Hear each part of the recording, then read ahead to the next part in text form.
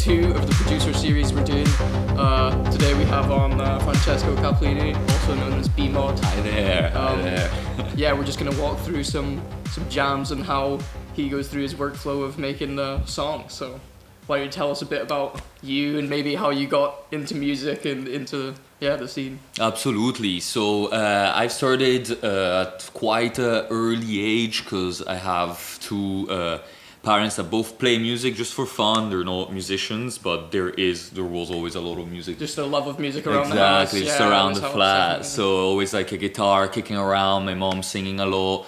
So I started off a bit with guitar until the age, I would say from the age of something like 10 to 14, 15. Some classical guitar. It was at the start classical, but then immediately electric, of course. You know, I wanted to be a rock star. Way cooler. It's a lot more fun. So I went for that. And however, though, I remember discovering dubstep actually, and just hearing these mad sounds, and I was like, how do they make these sounds? Because obviously, when you hear like different genres, maybe acoustic genres, or also some more sort of like let's say complex sort of genres of mix of both electronic and acoustic instruments, it's still fairly easy to understand. Oh, that's a guitar, maybe there's a sax coming in, and then you're like, oh, that's just maybe a synthesizer. But then when it comes to dubstep, it was all synthesized sounds. So I was like, wow, how do they make all these sounds and like that just sound completely crazy?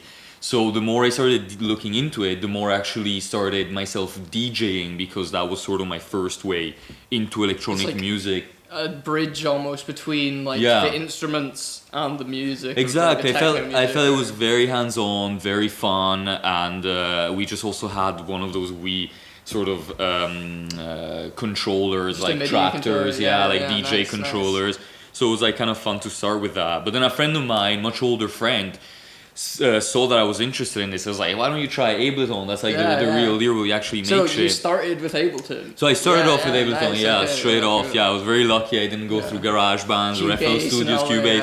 I immediately went with Ableton. It was already out since a few years, and it was already one of the best out there. So I just kind of started with that. Enlightened immediately. Exactly. So my taste in music, however, changed very quickly. So from dubstep, I started sort of like going into more techno realms, and I was very much into big room techno, that kind of So what kind of age are we talking about here? So here I was, like maybe 15, 16, I was still here listening to a bit of dubstep, also a bit of drum and bass here and there, and then from, I would say, 17 onwards, I really started like delving into my techno. Just experimenting with what you want in the synthesized music world. Exactly. The more sounds I was hearing, the more I realized, like also being out in clubs, listening to DJ sets, the more I realized I resonated with techno, the way a whole set in techno progresses. It's a very meditative sort of like a journey kind of deal with DJs. I really like that. I really like that. Exactly, it was a lot of fun. And from there I just kept producing, and it was always in the box in Ableton, because like the amount of things you can do in a laptop are absolutely endless. Starting out with just synths like in the box. VSTs, all the native VSTs, what do you call them? The native plugins, like the operator, the analog, all those. You know, I started off with those. Which is a great place to start, really, when you want to learn about synthesis and the different types and how you actually create a wave and go about designing sound. 100%. Surely that's a very nice starting point. Absolutely, and they are very versatile. You can do literally whatever. And I remember also like properly discovering how you can make anything on a synth, from a kick to a snare drum to obviously a fat bass line. Which is something I didn't realize until going to uni and learning about more different types of synthesis, and like that you can actually it's still how you create all these percussive sounds, which I thought were all sample kind of based, but it's actually it's relatively easy to actually start making percussive sounds with like a sine wave and things. Absolutely, and it's also like very I feel like making these type of percussive sounds, or just like kick, snares, hi-hats on VST, it's a very, very good exercise to just learn about sound design, because you're really manipulating and tailoring the sound in a way that has to suit your needs. While sometimes when you're trying to get fun, freaky sounds of it, it's very easy to get lost and just like play around with knobs or your mouse to click around with parameters, and you kind of get lost. You don't really understand what is fully going on. But when you're like, I need to get a kick out of this, it needs to sound like a kick. You need to know what you're doing. Exactly, you're really starting to think of every sort of like parameter you're changing, and that's an incredible way to learn, I think, the VST or the synth. Yeah, And definitely. exactly. Yeah. So I was in the box for, I would say, like 5 years, 4 or 5 years of production. Oh. So you And already then- had a very good understanding of like kind of DAW workflow and how you go Absolutely. about making kind of sounds and songs in a way, Mm-hmm. like just in the box and in the software. Exactly, yeah, and then because I mean it's also the cheapest way, you know. Yeah, These just get a things are laptop so and you're set, yeah, and exactly. a pair of headphones. Exactly, and you're good to go wherever you are. You can just make music, and it's Yeah, also yeah. just very, very very fun. Also, just to be able Yeah. to make a full song from your laptop. Yeah, 'cause- and you can do it on the train, and you can do it. exactly, there you go. Can do it There- everywhere. It's nothing more fun than producing on that train ride. Exactly. Yeah, it's- Back of lecture class. Exactly. Yeah. So- exactly. so- Exactly. Not that we ever did No, that, no, but never, it could be fun. It could be obviously. fun, exactly. But so yeah, then the more I sort of go into sound design, the more I obviously realize, oh, there's all these fun synthesizer, like hardware synthesizers out there, and yeah. just going out friends' places, seeing them in shops, studios here and there, just trying them out. Like, this is really, really, really fun. More like all-in-one synths. So I rather started than off something- exactly with yeah. standalones. So it's just a standalone synthesizer, which pretty much you're ready to plug that into an interface, some recording With a device. keyboard and With the usually classic. a keyboard, exactly, or some sort of sequencer, all the parameters laid out there, and you just start playing. And those are incredibly fun. I realized how I loved having a physical sort of object to touch.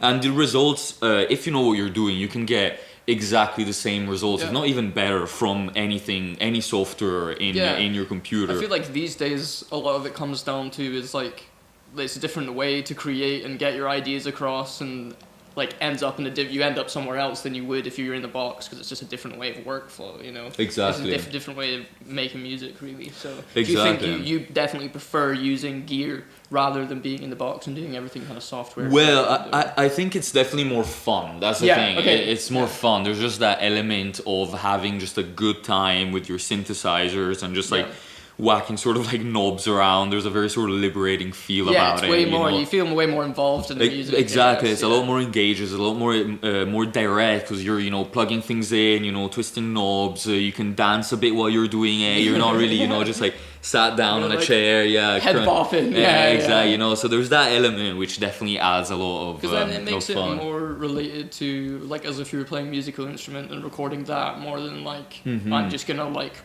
bleep bloops and plug in MIDI, rather than you're actually having something more physical. Yeah. That's like playing exactly a guitar it. and recording it. Yeah. Because exactly like a synthesizer is very much an instrument. It is true that the sounds it can make are very versatile, but every synthesizer will have its own personality and character.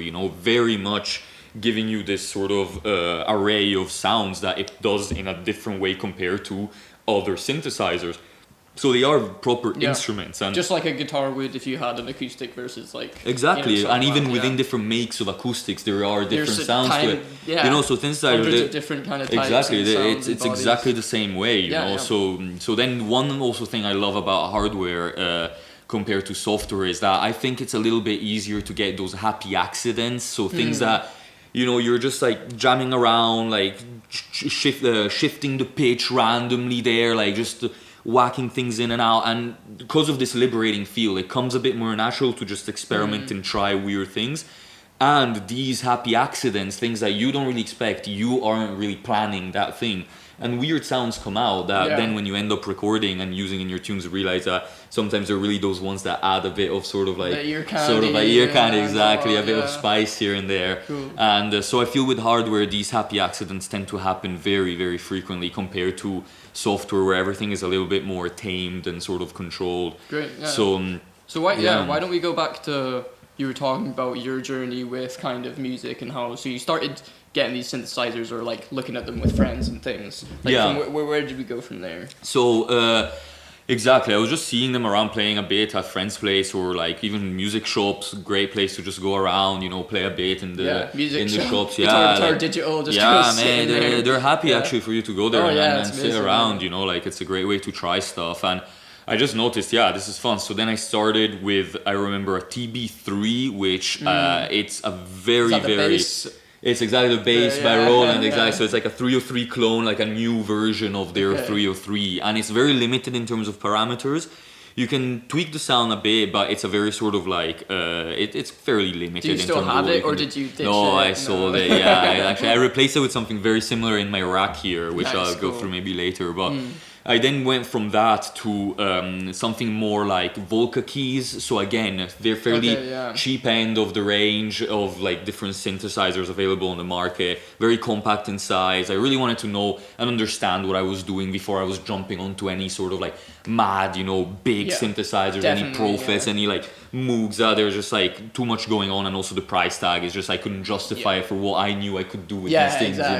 Just like too much. But then the more I just kept playing with it, a bit of swapping here, synth for that, and then I realized I bought, so this is what really made me sort of like click and have this enlightenment. I bought for sort of fun, just to experiment with it, a No Coast by Make Noise, which is a semi-modular standalone, and I don't have it with me here. But anyways, it's a very powerful synth because it's a semi-modular, meaning that you can use it as a standalone synthesizer, but you can also integrate it with a modular system, and it's got all its sort of like CV inputs so that you can actually modulate things with cables from different so you can modules. integrate it into your it's very easy to integrate. So that's kind of like a nice bridge then from normal synths to modular synths.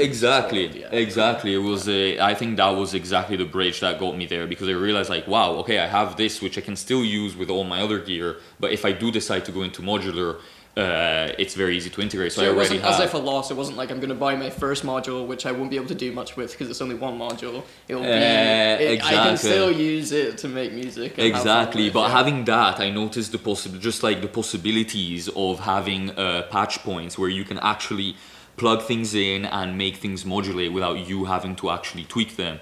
And I realized, wow, and that's pretty much what modular is all about. And I was like, I just simply realized this for me is a better approach to the kind of music I want to make. So I then decided to go full into modular and pretty much sold all my standalone You're just like, this is what I'm doing now. I just went for it. Yeah, because I realized, I could do everything I wanted to do, or I was able to do with my standalone synths, all within one unique box, which was a very exciting thing. Even for traveling point of view, very handy. You're just traveling around with a box, maybe just a drum machine, and that's all you really need. You can have a whole performance with that, So exactly, that was the way. And so I don't know, I was thinking for today to just go. We'll have a jam. Why don't we do a wee bit of just explaining what modular is to the people who aren't as familiar Let's do that. As we are. So I think it'd be nice just to go through like what kind of gist of it is in very kind of basic terms. Absolutely. So where can we start? So a modular synthesizer, a modular system is pretty much a glorified standalone synthesizer. And when I mean glorified, it's simply because it looks very intimidating. All these like blinking lights, all these mad knobs, weird colors. Someone doesn't really know how to look at this thing. And but when you actually look at its functionalities and what each module does, it's pretty much what any synthesizer will have labeled out there wherever their controls and parameters are. It's like a normal synth which has been split up into its individual Exactly, and the almost. fun thing is that you can, obviously there's different manufacturers, different brands out there that will make different types of of each module, so that you can then mix and match whatever you like most to really truly make your own sound from your system. It's very much customizable to what the music that you want to make and the vibe you want to have. And 100%, exactly. But when it then comes to what is actually sort of in the box, we can look at, for example, my system here, and I would have sort of like left to right. I have here two oscillators. So these are two complex oscillators. So that's just hitting a sine wave or any kind of wave that you want. Bravissimo, exactly. These are generating these waves, exactly. So that's where the sound source is, really. That's what everything's coming from. Exactly. This is not the only way to generate sound. There's other different tricks, as you may know. For example, you can try resonate a filter that can make sound for you. But essentially, you tend to start with oscillators, which tend to be the most reliable, easy sort of like sound source. And here I have two. One is fully digital, one is fully analog, because that's also another, obviously, the buzzword analog, digital. And obviously everyone thinks like, oh, like modular, it must be all analog.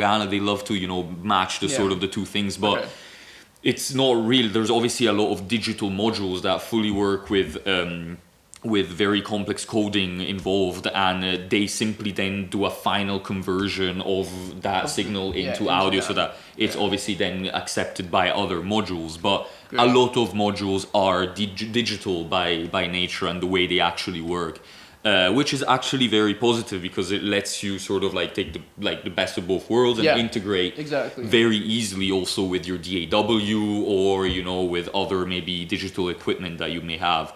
So yeah, amazing. This is the way exactly I do it. So I have these two oscillators, this beautiful complex oscillator sort of split into two oscillators, and I have all these outputs from like sine, triangle, sawtooth wave, wave folder, the two FMing each other, the two oscillators, and I can go out with all of these at the same time. So the possibilities are pretty much endless here. And then apart from these oscillators, which, I mean, if you have two oscillators, that's great, but then they would just be droning around forever. There's envelopes you need. Exactly. So there's envelopes you have.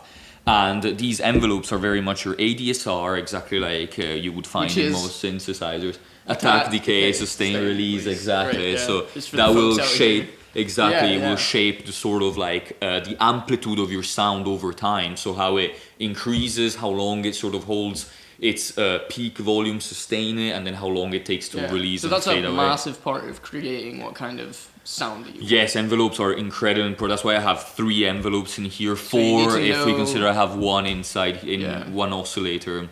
Wow. So you need to know kind of how you want your wave. Do you have an idea of how you want your wave to sound, and then you kind of tweak your ADSR a bit, how you want ADSRs will always have a massive impact on sound, and some patches that will sound one way with just a few tweaks of envelopes of different stages maybe of the patch, you'll get completely different sounds without having to rearrange any cables or anything. Yeah, you're just turning it off. It really changes a lot, but then to quickly go through it, then we have VCAs, which are just very utility modules. These are just controlling your amplitude, your level. So that's voltage control. Exactly, an amplifier, exactly. Yeah, so that will sort of like, it's pretty much a volume knob, gain. And that is where you would patch, for example, your envelope, which I'll go through a patch. Everything will be much clearer. As well, so because we're going to get a bit technical, just for the viewers, like, don't be afraid to smash questions in the comments. Yeah, I'm sure Francesco will be great. Yeah, that would be great. Absolutely. So easy with answering any questions that you guys have. So just go ahead, because that's what we're here for, kind of deal. So absolutely. But then just to quickly finish the recap here, we have these VCAs, very handy. This is a logic module which can serve as LFOs, or again envelopes. We have another LFO. So LFOs being low frequency oscillators, exactly. So exactly, they can be waves used to control other exactly waves. To modulate other waves. Then we have a small distortion unit, delay, reverb, some various multi-effect module. Then we have a 303 clone, which is that thing I was talking about before.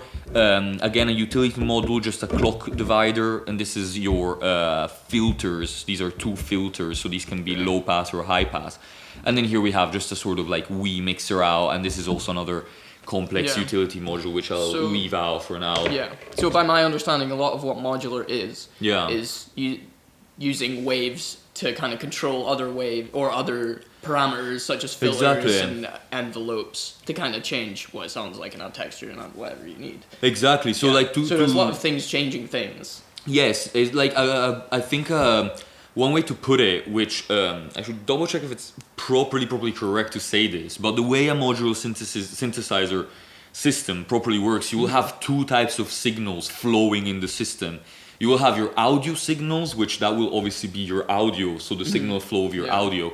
And then you'll have your CV signals, which exactly. Is your control. Which those are they're just electrical signals which can reach audio rates, you know. Is that control voltage, I want to say? Exactly, control, and they simply just modulate different parameters so that, for example, instead of you having to constantly, turn and twist, you can literally patch something in and because it the will wave do is it going for up you. and down, which is changing the parameter. Exactly. It's just the same as someone going like, Exactly. So at the end of the day, as you can see, it's very much like a standalone synthesizer. You have your section of your oscillators, your ADSR section, your filter section, and then some effects. So, you know, once it's explained like this, it all starts to make a little bit more sense, you know? Yeah, definitely. However, obviously, unlike standalone synthesizer, you are the one that has to make all the patches, all the connections and the patches, exactly, because there's in the back there's just power connected to these things. So should we just have a jam? Should you just want to go? We'll do, and then do you want to explain as we go what you're doing, and then let's do it. I'll explain a bit as or maybe we can go back go. through if that's going to be easier. But I think it's easier if I'll just try to explain a bit as I'm doing it. Jamming, so it's just a bit easier.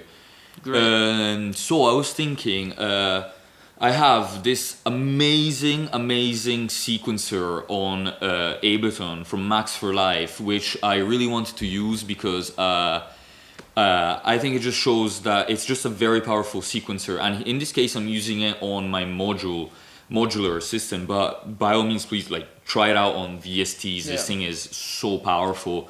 So it's called the ML185 sequencer, and it's Max for Live device. You can download for free as you would. And I'm simply sequencing my system through a MIDI to CV converter. So it's picking up MIDI signal from my computer. MIDI output. Exactly, and it's just then converting it into electricity for my modular, and then just so that I can use my modules. So you have Ableton being play on this notes, and then that goes into your modular synthesis. Exactly. Here. Yeah. Exactly. So it's all connected. Yeah, I can from send your Ableton into here. Exactly. I can send pitch information, velocities. I can send gate, of course, trigger all these nice things. So in this case, I'm just patching the pitch to the pitch of the oscillator, the trigger to the trigger of this oscillator. So this oscillator has a little envelope inside. So I won't need an extra envelope for this right now, just also to keep things a bit and that's just within the module. Clear, exactly, just built in the module, exactly. Some modules will have multiple sort of functionalities built in. Just to make it more of a exactly. Now I'm just passing this just quickly through a filter. So we're taking the trigger. I'm taking the audio output of the oscillator, and I'm going inside a low pass filter. Then I'm gonna go out from this filter and then inside. Sorry, let's get a smaller cable. Then I'm gonna go inside VCA, so voltage controlled amplitude. So all this thing is very sort of this is a very sort of utility. I don't know how to call it. Utility it's not step. Much used creatively in a sense. But you need it to just make the thing work exactly, so that you can actually have more control over the amplitude of the sound. And then from out here, again, cable too long. We're gonna go out from here into this delay reverb module, which Can we have this coming out? We're gonna have it come out, just in a second. Cool. Exactly. I just need to go from here. So we're just making the patch left. first. Exactly. Yeah, you just need to. Let's just quickly run through it again. Maybe. Exactly. So I'll just quickly finish this thing here. So then here we're going stereo out to my interface, so I can record everything. So that's coming back into your laptop. So this is coming, back into my laptop, exactly. So these two outs, that's going into just an audio interface. These two outs exactly are going into an interface. So that you just got audio out straight into your... Exactly, just into the interface, exactly. So this is the input MIDI trigger from your computer, and then you're putting the patch, and then this comes out to your audio interface. Yes, exactly. So I have this MIDI from Ableton sending to the oscillator. So we have pitch and trigger controlling this oscillator with an envelope. Great. Then the audio output is going inside a filter. The filter is going out into a VCA. So where we can control the gain. Again, the gain, exactly, again for some more gain staging. And then this output of the VCA is going inside this mimophone, which is a delay reverb module. And then the stereo output is going back into my interface, which should be playing, is it? No? The monitor. Are we getting some sound? Are we liking it? Toon, toon, toon. Is it all... Yes, it's just because there is... Alright, so... Here we go. Very noisy, very farty stuff. So it's quite random at this point. Turn maybe down a little bit from Yeah. there. I think we're a bit hot there. So at this stage, I have all the same notes, just sort of going on a sort of 8-step sequence, just sequencing like ta ta ta ta ta ta ta, exactly, So what just BPM very are we repetitive. at here? Just So right now we're at 120, which is 120. very low for me, and that's why we're gonna go a bit higher now. We're gonna go around maybe 138. Is that what the usual, you're around there? Yeah, I usually play around here, I would say. Very much so, yeah. So let's go down here a bit. Great, so you're changing So the things are gain not- there. Yeah, and I'm just taking giving the it filter a... cut off, or is that just the input? Yeah. So here we have this like classic low pass filter, yeah. where you can just see that it's low passing. Here we have our resonance. Wow, nice. Very dirty Cool, filter, you can yeah, change it's it a so much very just with dirty. that, Yeah, the exactly, resonance, yeah. exactly. And So has that got drive on it, that resonance then? what's that? Has it got like a Well, more than certain... there was also some a bit already. More than drive, yeah, just a very sort of crunchy resonance, very Yeah, peak, it's just sort got, of like yeah, it's very pushing it steep, quite a yeah, lot, very yeah, okay. steep, exactly, sort of like curve to it, which obviously very fun for a lot of gnarly techno sounds, I Yeah. would say. And then from here, what can we do? We can start changing a bit the just the sequence, just so we can have fun. I don't know. I'm just gonna go a bit random here. Let's go a bit. Sounds a bit more musical now. Yes, very little bit though. It's gonna take a while.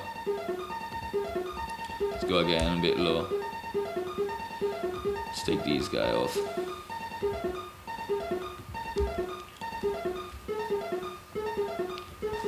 Okay, we have this Okay, we thing, have a starting kind of point. like There we funky stuff. Let's drop it all down because it's a bit... Okay, this can be fun to play with. So, something to make the sound a bit more sort of exciting and fun and a bit more snappy, we can patch the same... we can patch an envelope, a different envelope to the filter so that it will sort of like open and close for us. So we're using This one of filter. these CVs, a control velocity to control the controlled cutoff voltage, of the filter. exactly. So I'm controlling from using the same trigger that triggers the steps of the sequence. Will step obviously the gate for this filter. So Yeah. sorry, for the envelope for this filter. So now this is the filter all open. Yep. This is the filter all closed without an envelope interacting with it. Cool, so it's just not. And now when we add the envelope interacting with it, we can hear it Comes popping in and out, exactly. So when we open the full thing, it will sound similar. We can increase a bit the release so we can hear more clearly. And then when we close it, it's gonna go all snappy and plucky. There it is, Okay, a bit more cool. plucky. And here now I have... It's going quick. I have a control over this, how snappy the sort of It comes filter back will be, in, and it will yeah. come back, and I can make it very plucky. Okay, so that's or quite percussive already. Exactly. So Yeah, here yeah. you start noticing how exactly you can really get more percussive elements already. Exactly. Right. Then I mean, from here, what I would do, I would play a bit more with the sound. Let's get a bit more Yeah, sort let's of. get some more. Wait, I'm going in really hot in here. Maybe go a bit higher there. Exactly. Yeah. So Is that beautiful. good? Yeah, cool. So here, obviously, the oscillator will have different sort of controls over the sort of like tonality, the timbre of the song, the sound, Yeah. and different sort of Texture. elements. Exactly. So, for example, now we're on a very sort of like sine wavy, I would say. It's quite smooth. It's very fairly smooth, and when I bring this knob up, it will go more into a sawtooth realm. Okay, yeah. Exactly. It's giving us bits of Gives a bit of other grittiness. harmonics, yeah. Exactly, bravissimo. Which is then fun when you slap that filter back down. Yeah, and you It can keeps have it nice and yeah, exactly. Keeps it nice and sort of interesting. Then something I love doing, just to give a bit more sort of movement to the patch, because it tends to be quite repetitive and stagnant. I tend to put an LFO, so sine wave LFO, low frequency oscillator. So this is just a low frequency, just Exactly, rolling up slowly. and It's just down, another exactly. oscillator which is going real Exactly, low. Yeah. real low, exactly. So it's not in audio sort of realm rate. Yeah. We can't hear anything. Yeah, yeah. it's just for controlling Exactly. other parameters. Exactly. And I'm passing it through just an attenuator, which is just something that helps me control its amount of how much it actually sort of like interacts with the module I'm plugging it into. Okay, so that's like how much is going to be changing. Exactly, pretty much how much of, like an amount sort of parameter. So now I'm controlling this filter and we can hear... So that's almost like a dry wet knob, in a way. This in a weird way, you could argue. I'm using it in that way, exactly. So here I'm gonna start bringing in more of this LFO and you can kind of hear it already. Wow, yeah. You know, maybe now this is too much. I want to keep it still fairly repetitive, exactly, and sort of like... So just gonna give like very subtle, you know, changes to it. And then something fun, something fun, obviously, some effects, let's whack. Yeah, let's get some delay in it. Oh, yeah. What do we have here? This is a bit of a...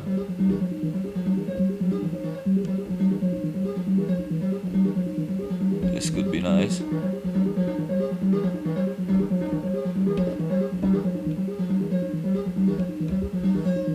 Yeah, and then from here maybe we have a bit of here we have a bit of reverb as well.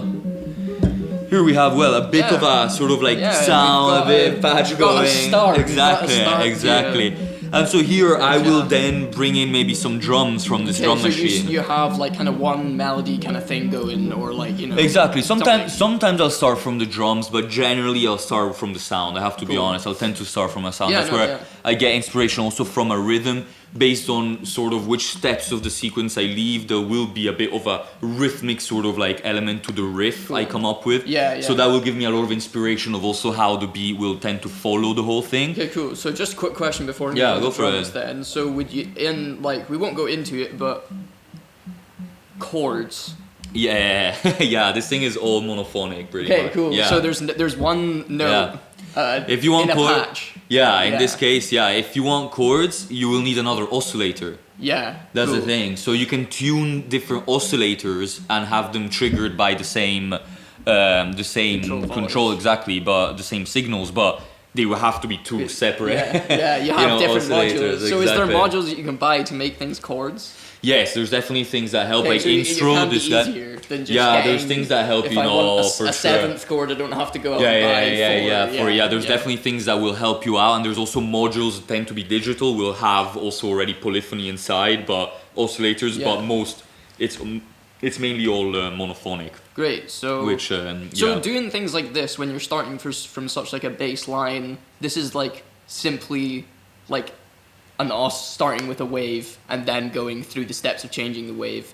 There's obviously heaps of different ways to do different things that you could experiment with, like chords having different oscillators or having one module that makes your chords. Exactly, and also like look, now we're doing a little riff, but you know, obviously like on the back of this, with this oscillator, we could then make a bit of a drone pad in the background, you know, so that there's a bit of an ambient sort of like atmospheric sound or element. Which is less rhythmic and more obviously, and then you can wash it with reverb and make long releases, but it's very much using the same functionality. It depends all on obviously what sort of end result you're trying to obtain there. And then the powerful thing of modular, which we won't have time to get fully into, but is that with this riff, within the same box, I can then just layer underneath a bit of an atmospheric element, as I was saying, and in the same box, I already have pretty much 3/4 of the song going, all within this little system, which is actually very fun, especially to jam with, and also just record, very all compact, all there, and just and as well, like,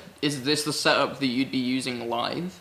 Yes, very much, exactly. I would prepare a very complex patch in here where everything sort of is already interacting with it. Exactly, and whenever I twist something that I know obviously will then happen, and it will be fairly prepared, but obviously there's always that element of improvisation, you know, when it comes to a live. It's still very much an instrument, as I was saying, you know. There's ways that you need to tweak it, and you need to learn how to sort of like tame it. And I guess if you make a patch, and then you want to come back and do it in a live set, you do have to just remember kind of, you know, what envelope you used, what filter settings that's one thing that, like, especially with very sort of like fully analog modules, it's close to impossible to like replicate exact things you've did. Even just sections of patches, it's just so hard to replicate things because those knobs are very, very sensible to touch, and like they change sounds drastically with just most minute little touches and tweaks. So most of the times when you set a patch, leave it until you've recorded everything you want to record out of it, and then unpatch it. I know I want this pattern from this sound. It's just not happening. You've unplugged it. Exactly. Like. It's gone. It's gone. So you mentioned just with analog ones, is there some digital modules which do have memory functions? Some, will help you also because maybe the position of the parameters will have more like consistent results, let's say. But as soon as then you interact, it's not so much you're changing like an actual electrical exactly. component. It's more just code numbers. Instead. But as soon as obviously that digital module is interacting with an analog module, then that sort of like you're still because it means all of your patches then all your modules need to be digital to save the whole patch. I see. Exactly, it's like so that's one thing that you just need to get used to it. Just be comfortable with taking things out, starting from scratch, and this I think is something that is valid with anything, even like music projects in the box in Ableton. Like we need to be very comfortable, I think, with the concept of like even just erasing things and just starting from scratch. And just making something bad and failing. And then just ditching it from there. Because the more you also just start over, the more you just learn and relearn and practice and actually doing things. The amount of beats that I've made in Ableton which no one else has heard is nuts. Exactly. So it's like that. But so then to quickly go into some drums, from here we have this wee riff that we recorded with a bit of this mad delay, which we can maybe tweak a little bit. And here I have a drum machine, very powerful. And this is just a sequencer drum machine. Yeah, it's drum machine / sampler, so it will synthesize some sounds, can make some kicks, some snares. Great. But it can also bring some samples in. So here this we is have like you use this for drums, kind of. Yeah, mainly drums. Exclusively. Also, I'll bring some samples in. So sometimes I'll put chords. Okay. I'll use a lot of chords in here as well. Extra bits. Exactly. But like for the main part, this is the place you do drums. This is the place you do. Your for the main part, yes, exactly. Things. Yeah, you're more melody based. So to get a bit freaky, I don't know. Let's just play around. This already with sounds some like stuff. A song now. Yeah. That we've added a kick. Turn on maybe a little bit there. Yeah, go for it. I don't really like this.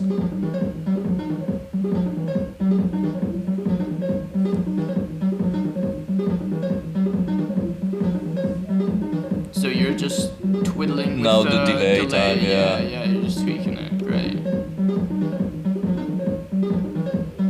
Do you like this? Yeah, this sounds good.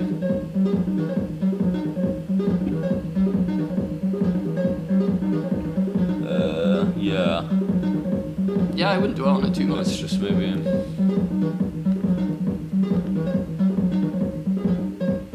Yeah, I could get lost here for hours. Yeah. We can add some very sort of 16 notes sort of rides, hi-hats. Yeah, just made with some noise. Also very nice sort of trick. Just bringing some noise, in for white noise for percussive elements and textures. Yeah, it works really, really, really well. Especially as soon as you add some distortion over it, you can starts like getting very crunchy, and it's very fun to just play with. Yes, exactly. Also very nice trick done a lot in techno when I bring that classic sort of hi-hat on that sort of upbeat, exactly. But then match it with, so here you have your classic sort of match it with a bit of a delay going in. Oh, and that gives you more. Just gives that nice shaker, Yeah, cool. Nice. It's like a little sort of like shaker coming in, and it really, really works well. And then here's where you can go crazy, go for like different. Do we have maybe a clap here, or do we have? Yeah, exactly. Oh, nice, cool. Let's hear some. You can start proper jamming with it. So these patterns, like the drum pattern, having the 4 on the floor and having the kick, the snare come in when it does, are these mimicking your inspirations from through this? Are they other modular people? Are they just techno people? Are they still? Yeah, a very big mix. Obviously, like I try to listen to music very objectively. When I hear something I like, I'll just try to analyze what is it that I like about it, and how can I sort of bring it within my own sound and in my own realm and in my production sort of like workflow. And So what I'll do, I'll have maybe a riff going on. I maybe would add atmospheric element to the jam. I would layer more drum sounds to it. Maybe add again maybe a chord, something from my samples that I have or other sounds I recorded. And then I would very much jam it out, like just try and literally give a whole progression to the song. And once I'm pretty set and I'm like, yes, I think I know in my head how to layer this whole and arrange this whole tune out, I will then sit down, press record, and literally perform the song as much as I can. Also because the more I perform it, the less I have to edit later, you know. Okay, yeah, and that is also another very nice thing of actually playing with like hardware synthesizers, that once you've recorded it, it's there, it's recorded. You can't really tweak with it too much.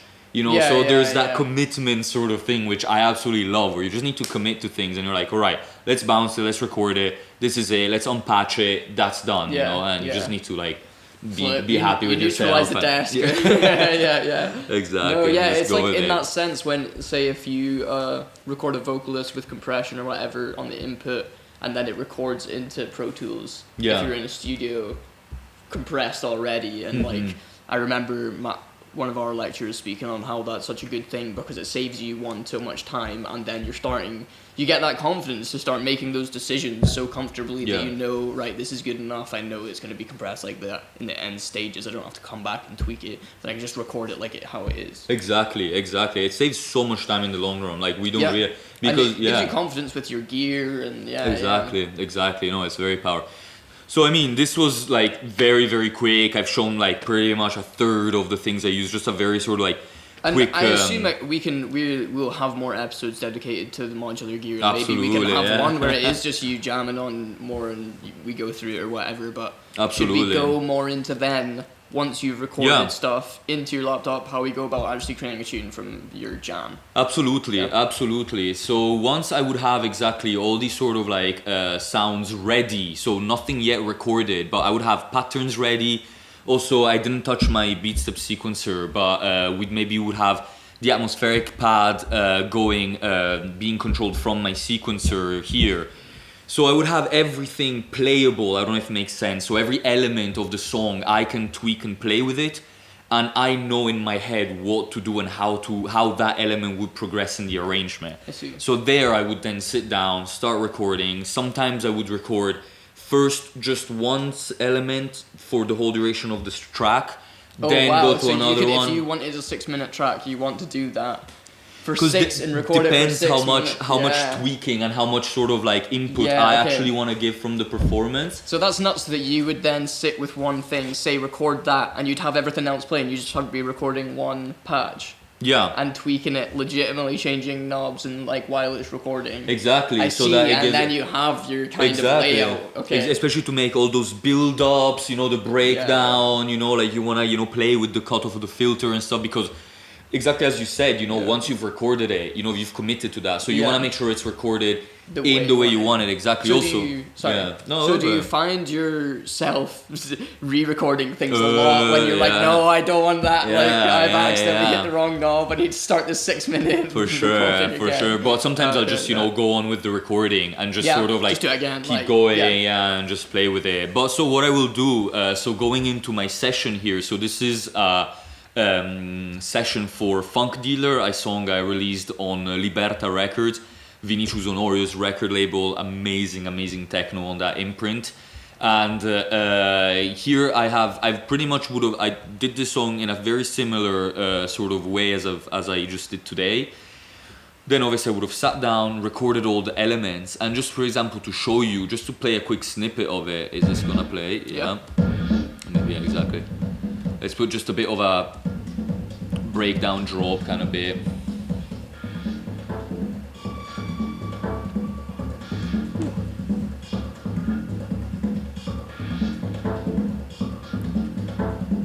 So yeah, we have all these nice. So there's a lot of tracks going on. Yeah, there's quite a lot of tracks, exactly. I was just trying to find. There seems to be, just some. Oh no, that's all it. So yeah, like you having that. So as I have here, exactly. So for example, let's take, I don't know, this atmospheric sound. So here I have this like siren-y sound that comes in with the groove. Let's hear this.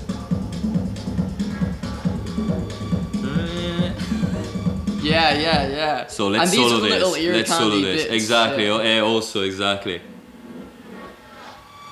Wow. So if we solo that this, changes a lot from exactly. what it sounds like. So this would be something that, for example, I would have had this sound ready. I know how I would have tweaked it to get this result after I was jamming in it for a while. And then once I would have had a lot of the elements arranged, I would have just played. And then where I felt it was needed, I would literally record it in and play it in. So then you chop that bit that you actually want. Then I would chop it neatly and maybe add a bit more of sort of like automation on a filter just to bring it in or even more bring smoothly. the reverb out a bit or whatever. Exactly, just to give even a bit more sort of like impact. Because anyways, you still want to take advantage of the fact that I can fully edit, with other plugins and stuff, So is there a lot of processing, like mixing, processing and changing the sounds that you do actually in your DAW, or is a lot of it just arranging?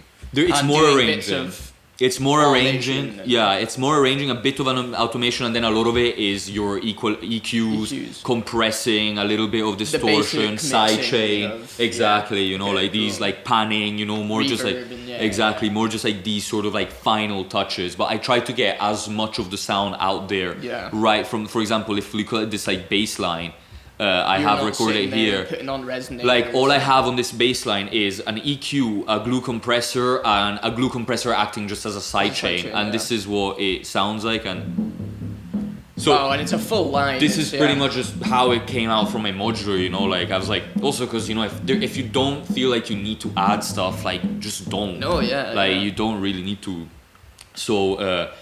But yeah, as I said, I would try to record as much ready from my system, so I have to do the most minimum sort of like tweaking involved. Yeah, so you're doing the arranging there exactly. and getting your sounds here. And then here, for example, I have some chords that I would have recorded from my sampler here, so I would have just had them ready, and they're just being very nice, housey chords kind of vibe, which give it a very sort of like... funky sort of like atmosphere to this more techno sort of cut, and then I mean this again is just one way to show it, one approach, one workflow. Sometimes I'll just play with sound, so not even bother about drums, and I'll just make drones for hours. But when I want to make a song, I must say this is very much tends to be the approach and workflow I will go to, and I try to spend also least possible time on Ableton, but you get lost in tweaking things and you realize you can go back to it, and it's just and that's the thing about them being able to edit it at any point is that never-ending thing. It's awful. Of mixing and tweaking and arranging. So exactly. So that's a lot of actually how you go about making a song. Mm-hmm. So as I understand it, it's a lot to do with synthesis and less to do with sampling, which is like what I do. Mm-hmm. So do you use vocal chops and things in your music a lot, or are they very minimal, or is it not at all? I do, very minimal, but nice you brought it up. In this song I do have a bit of a vocal chop. For example, this is just the vocal solo, a friend of mine saying move your body. Very nice. It's a techno song. What do you want to say? It's either a drug or move your body, dance, or an old film quote. Or an old, exactly. So in this case, I just put it into the session. I didn't even have it on my sampler. I directly just added it into the session. Did you record it straight in, or was this? Just with the microphone. I just recorded it straight in. Because I mean, you're gonna process it for this kind of music. You're gonna process it a lot and make it sound kind of weird and not weird. But just tweak it a bit. Exactly. Like here you're I not just just sort gonna of keep the voice saying. These that weird. Doesn't sound like someone, exactly. Play around with it, but maybe different to you. You maybe have a lot of you go dig for a sample. I tend to it's either a sound I made and I just sort of like you're resampling it in a way. Just in a way, but I don't get that lost into sampling, to be honest. I tend to get focused and lost in the sound design of things. And, great. But everything. Where a lot of techno producers also use sampling a lot more heavily for sure. Great. So Do you want to speak a bit on your music personally and what you've released and like if there's anything coming, what you're in the project making? Yeah, sure. I just recently released, well, more than released, we started off with my friend Ben, a record label called Rhythm Work. So with my alias B.MOD, that's where I will be also releasing some material, and also along with a new duo I'm starting with Ben called Ancient Astronaut Theorists. Nice, cool. There's a reason for the name, which I won't go into right now. But yeah, one day we'll have you guys on anyway. Exactly. So we're working a lot on that, and it's gonna be a lot of hypnotic raw techno cuts, both on vinyl and digital. It's gonna be a lot of fun.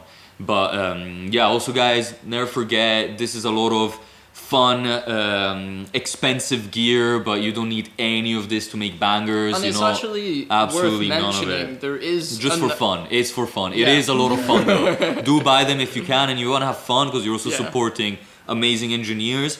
But this doesn't make your banger, like not at all. But there is a free software.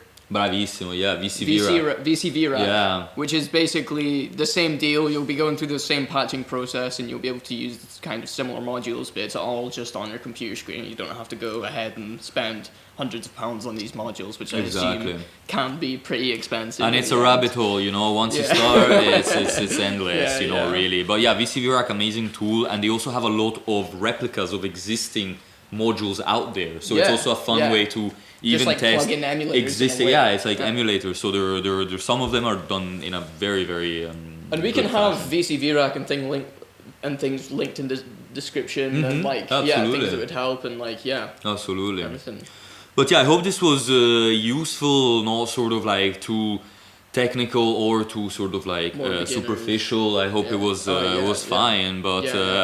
This is just sort of like one way, to work around the modular system. And again, some people decide to have drums inside the rack. I like to have them out and use mine pretty much as a synth box for sounds, like for more like riffs, bass lines, pads. But a lot of people put drums. And this is the thing about modular. It's so like interchangeable and customizable that you can have anything you want within your rack. Exactly. And have the patches like ready at your pleasing in whichever way you feel you need. But yeah, thanks for coming on the show. Thanks so much it's been for amazing. having me. You're a fellow host, so I feel like going through our hosts and seeing what we do is a great way to introduce what we do and how we got to where we are and absolutely.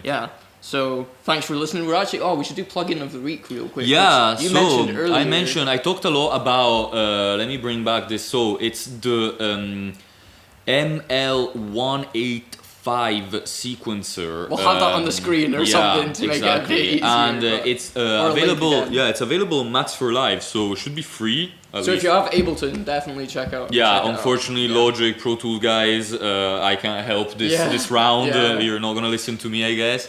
But this is for me really powerful sequencer. You can also didn't do it today, but you can randomize it and get mad things out of it. Have the machine do some of the work for you. Also valid way to work around it. And very, very fun little piece of equipment. So definitely look into it. To round it off, do you want to shout out your Instagram handle or where people can find you? Yeah, you can find me at b.mod.music. Not super proud of the username, but that's what it is. That's where you can find most of my stuff. Thanks a lot. Thanks for watching. I mean, that was a technical one, but I'm sure, go back through it and replay bits and figure out what Francesco's doing in the mouse because it's quite confusing at times, but thanks so much, guys. Any questions, just leave in the comments. Yes, please do. Nice Until one. next time. Catch you later, guys. Ciao.